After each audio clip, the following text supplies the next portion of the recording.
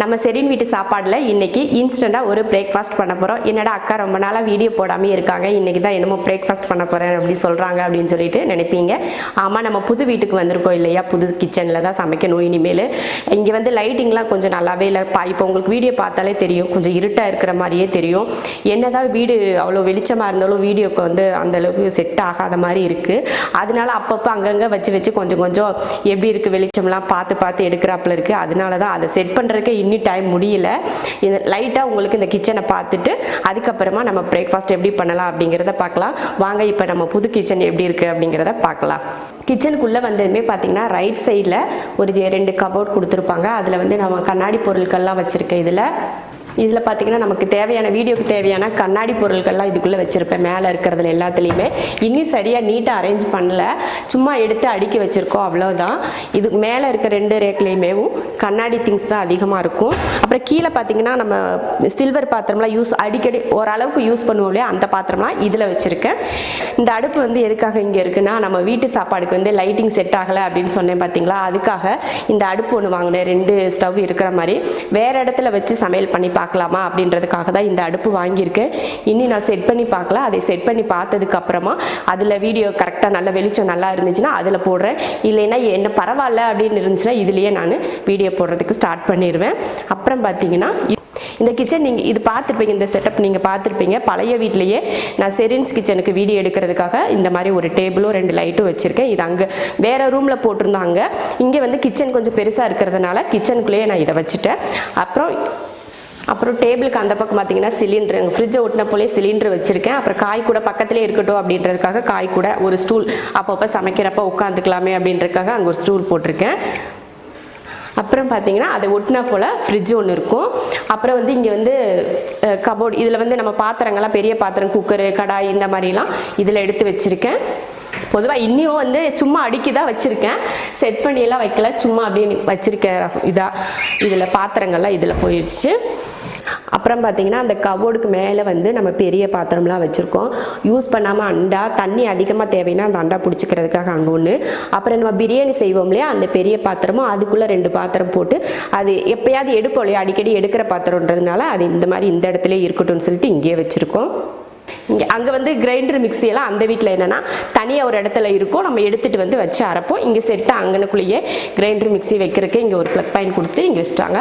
அதுக்கு மேலே பார்த்தீங்கன்னா மளிகை ஜாமானை வைக்கிறதுக்கு, அந்த வீட்டில் எல்லோரும் சொல்லியிருந்தீங்க மளிகை ஜாமான் வந்து ரொம்ப தூரமாக இருக்குதுன்னு சொன்னீங்களா, இங்கே வந்து எல்லாமே ஒரே இடத்துல அமைஞ்சிருச்சு. இது ஃபுல்லுமே மளிகை திங்ஸ் வச்சுருக்கேன். இதுலேயும் தான். அப்புறம் இங்கே டீ குடிக்கிற கப்பு, அப்புறம் சின்ன பாட்டிலெலாம் போட்டு இங்கே வச்சுருக்கேன். அப்புறம் தண்ணி அப்பப்போ எடுத்து யூஸ் பண்ணுறதுக்கு, சமையல் பண்ணுவோம் இல்லையா, அப்பப்போ எடுத்து யூஸ் பண்ணலான்னு 2 இதில் தண்ணி. அப்புறம் எப்பயும் போல் நம்ம கவுண்டர் டாப்பில் வந்து இது நம்ம உப்பு டப்பா, கீழே எப்படி உப்பு வைப்போமோ அதே போல் உப்பு எல்லாமே இதெல்லாம் பார்த்திங்கன்னா அங்கே இருக்கிற மாதிரி தான் இருக்கும், அவ்வளோதான். அப்புறம் இந்த பக்கம் பார்த்தீங்கன்னா சிங்க்கு, பாத்திரங்களும் நாங்கள் அடுக்கி வச்சுக்கலாம், அவ்வளோதான். நல்ல தண்ணிக்கு கூட இங்கே தனியாக ஒரு பைப் கொடுத்துருக்காங்க, ஆனால் நாங்கள் அதை யூஸ் பண்ணுறது கிடையாது. இவ்வளோதான் நம்ம கிச்சன். இந்த கிச்சனை உங்களுக்கு சுற்றி காட்டு. ஏன்னா நிறைய பேர் கேட்டிருந்தீங்க, நீங்கள் புது கிச்சனுக்கு போயிட்டீங்களா, ஏன் அந்த கிச்சன் என்னாச்சுன்னு நிறைய பேர் கேட்டிருந்தீங்க. நம்ம வீடு மாறிட்டது சிலருக்கு தெரிஞ்சிருக்கும். ஏன்னா பாப்பாவோட சேனலில் இந்த அவங்க வந்து ஹோம் டூர் அப்படின்னு சொல்லிட்டு ஒரு வீடியோ போட்டிருந்தா பாப்பா, அதில் எல்லாருக்கும் தெரிஞ்சிருக்கும். தெரியாதவங்களுக்கு இந்த கிச்சன் வந்து புதுசாக தான் இருக்கும், அதனால தான் சொல்கிறேன். பழைய கிச்சன் வந்து இனி நம்ம வீடியோ எடுக்க மாட்டோம், புது கிச்சனில் தான் இனி நம்ம வீடியோ. இது சிலர் வந்து கேட்டுக்கிட்டே இருந்தீங்களா, நீங்கள் எல்லாருக்கும் உங்களுக்கு வந்து ஒவ்வொரு மாற்றமும் எல்லாருக்கும் தெரிஞ்சிருக்கும். ஏன்னா உங்களுக்கு எல்லாருக்கும் நான் சிரிச்சா கூட சிரிக்கிறேனா இல்லை சங்கடத்தில் பேசுகிறேனா அப்படின்றத கூட நீங்கள் எல்லோரும் கவனித்து சொல்கிறது எனக்கு ரொம்ப பிடிக்கும். அதே போல் தான் கிச்சனையுமே நீங்கள் கவனித்து இது புது கிச்சனாக இருக்குது, அந்த கிச்சன் என்னாச்சுன்னு சொல்லி நிறைய பேர் கேட்டிருந்தீங்க.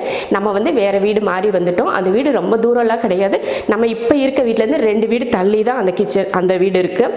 அது நான் பக்கத்துலேயே வீடு கிடைச்சதுனால நாங்கள் பக்கத்துலேயே மாறி வந்துட்டோம். இந்த வெளிச்சம் சரியாக இல்லை அப்படின்னு இருந்துச்சுன்னா நம்ம வேறு கிச்சன் வந்து செட் பண்ணிவிட்டு அதில் வீட்டு சாப்பாடுக்கு வீடியோ எடுக்கலாம் அப்படின்னு சொல்லிட்டு முடிவு பண்ணியிருக்கேன். சீக்கிரமாக அரேஞ்ச் பண்ணிவிட்டு அதுலேயும் வீடியோ எடுக்கலாம். இப்போ வாங்க நம்ம இன்ஸ்டன்ட் பிரேக்ஃபாஸ்ட் எப்படி பண்ணலாம் அப்படிங்கிறத பார்க்கலாம்.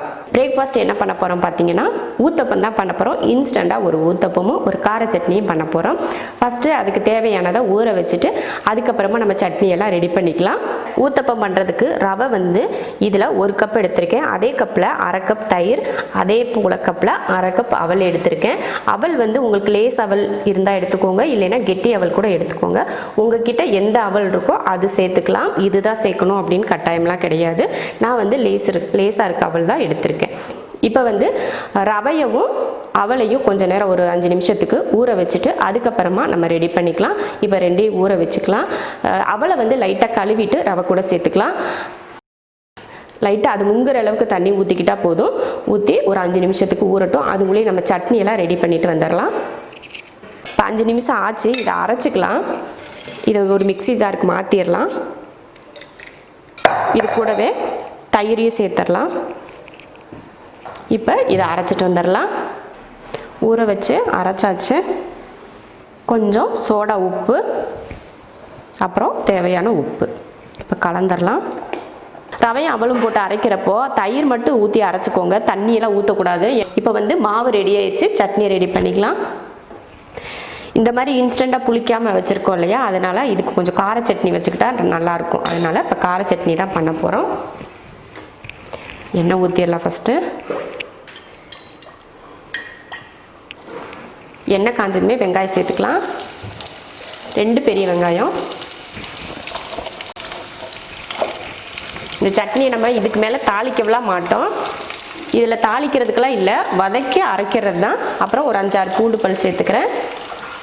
மல்லித்தலை, கருவேப்பிலை, கொஞ்சம் புதினா.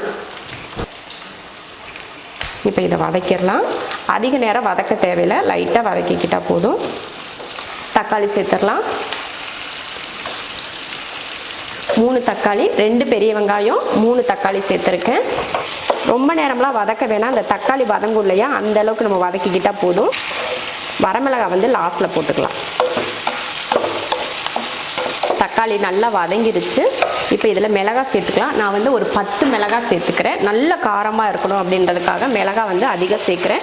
உங்களுக்கு காரத்தை பொறுத்து நீங்கள் சேர்த்துக்கோங்க. அவ்வளோதான், வதக்கியாச்சு, போதும். இப்போ ஸ்டவ் ஆஃப் பண்ணிக்கலாம். ஆற வச்சுட்டு அரைச்சிக்கலாம். சட்னிக்கு வெங்காய தக்காளி வதக்கியாச்சு. மாவும் ரெடியாக இருக்குது. இதில் ஆறிடுச்சு. இப்போ மிக்ஸி ஜாரில் போட்டு அதை அரைச்சி எடுத்துக்கலாம்.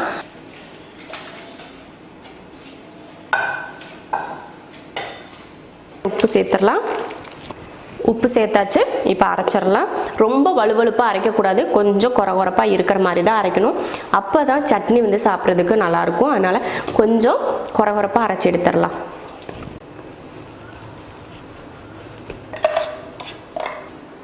பாருங்கள், சட்னி இந்த மாதிரி தான் லைட்டாக அந்த மிளகாய், கொஞ்சம் அந்த மல்லித்தலை, கருவேப்பிலையெல்லாம் லைட்டாக தெரியுது பார்த்தீங்களா, அந்த மாதிரி தான் அரைக்கணும். ரொம்ப வலுவலுப்பாக அரைக்கக்கூடாது. இந்த அளவுக்கு அரைச்சிக்கிட்டால் போதும். இதுக்கு மேலே நம்ம எதுவுமே தாளிக்கலாம் தேவையில்லை. அவ்வளோதான், சட்னி ரெடி ஆயிடுச்சு. அடுத்து ஊற்றப்போ ஊற்றிக்கலாம். இப்போ ஊற்றப்போ ஊற்றிக்கலாம். மாவு வந்து நான் ரொம்ப தண்ணியாக அரைச்சிட்டேன். ரவை ஊற வைக்கிறப்ப வந்து கொஞ்சம் தண்ணி எக்ஸ்ட்ரா ஆயிடுச்சு. நீங்கள் வந்து அந்தளவுக்கு தண்ணியெல்லாம் சேர்த்துக்காதீங்க. தயிரில் இருக்க தண்ணி மட்டும் போதும். மேலே கொஞ்சம் எண்ணெய் ஊற்றிக்கலாம். எண்ணெய் ஊற்றிட்டு மூடி வச்சிடலாம். பாருங்கள், ஒரு 20 செகண்ட் கிட்ட தான் மூடி வச்சுருப்பேன். மாவு நல்லா வெந்துருச்சு. இதை திருப்பி போடலாம் தேவையில்லை. மூடி வச்சாலே சூப்பராக வெந்துடும். எப்படி ஓட்டை ஓட்டையாக அழகாக இருக்குது பாருங்கள். இந்த மாதிரி இருந்தாலே நல்லா சாஃப்டாக இருக்குதுன்னு அர்த்தம்.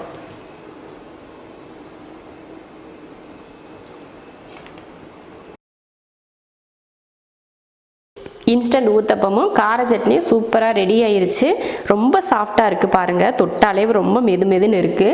நீங்களும் இது போல் இன்ஸ்டண்ட்டாக ஒரு ஊத்தப்பம் செஞ்சுட்டு கார சட்னி ஒன்று செஞ்சு சாப்பிட்டு பாருங்கள். ரொம்ப அருமையாக இருக்கும். நமக்கு சீக்கிரமாக வேலை முடிஞ்சிடும். கொஞ்சம் டேஸ்ட்டும் வேறு மாதிரி இருக்கும். நீங்களும் இது போல் செஞ்சு பார்த்துட்டு எப்படி இருக்குன்னு சொல்லிட்டு கமெண்ட்டில் சொல்லுங்கள். பிடிச்சிருந்தா லைக் பண்ணிவிட்டு ஷேர் பண்ணிவிட்டு சப்ஸ்கிரைப் பண்ணுங்கள். இதே போல் lunch menu, dinner menu, breakfast menu வேணும்னா நம்ம ஷெரின் வீட்டு சாப்பாடு சேனலை சப்ஸ்கிரைப் பண்ணி வச்சுக்கோங்க.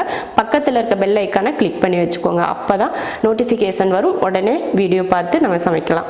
இப்போ சாப்பிட்றதுக்கு ரெடி ஆயிடுச்சு, சாப்பிட்லாம்.